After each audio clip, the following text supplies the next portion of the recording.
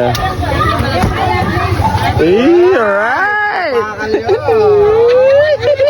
Magandang araw mga kachor!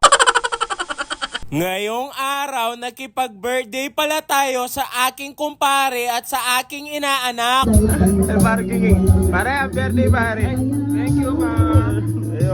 Yun pala si paring Gingging, siyang nag-birthday at ang kanyang anak na aking inaanak.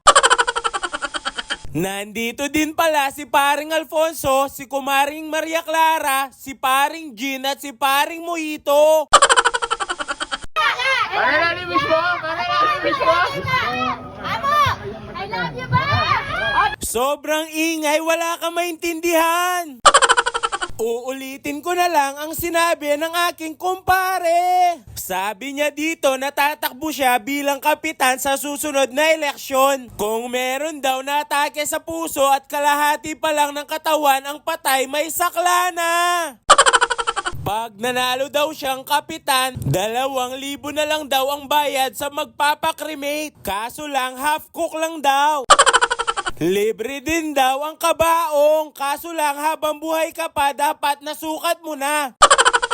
Iba din talaga ang aking kumpare, chor. Tara, kain na tayo. Meron sila ditong kanin, sipo egg na merong Dragon Ball. Nagluto din sila dito ng kalamay na manok, roast beef na lasang baka, asado na manok na merong itlog ng bayawak. Relyenong bangus na galing pa daw dagupan. Lumpiang Shanghai na hindi nawawala sa anumang handaan. Meron din ditong dinakdakan, maha na blanca, kanin na medyo special, sauce na lechon, diabetes, at syempre di mawawala ang lechong baboy. Pina-shoutout ko pa dito, naghihiwa, sabi ko naka-vlog siya. Di niya alam para madami lang ang balat na ibibigay niya. Shout out sa'yo, Kuya Rudolph. Heto na nga ang pinakahihintay, ang feeding program, chor. Binalikan ko na dito na merong video ang naghihiwa ng lechon na si Kuya Rudolph. Alright!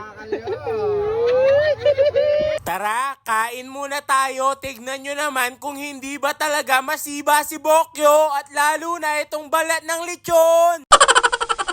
Pero na bad trip ako, parang di na malutong tong balat ng lechon. Di pala siya malutong kasi sobrang lutong, chor. Kaya din pala ako pumunta kasi alam ko hindi dito naka-cater ang kanilang handa. Pwede kang bumalik na para ka lang nag-i-scatter. Wow! 10 times, Jack! 10 times! Char, biro lang. Pero sobrang sarap talaga ng kanilang handa, lalo na yung roast beef, lasang-lasa talagang baka. Chor. Pagkatapos kumain, syempre inuman na, pero ako'y nabigla, kilala nila si Bokyo. Paanong di makikilala, isa din daw silang mga lasinggero, pero may pangarap. Chor.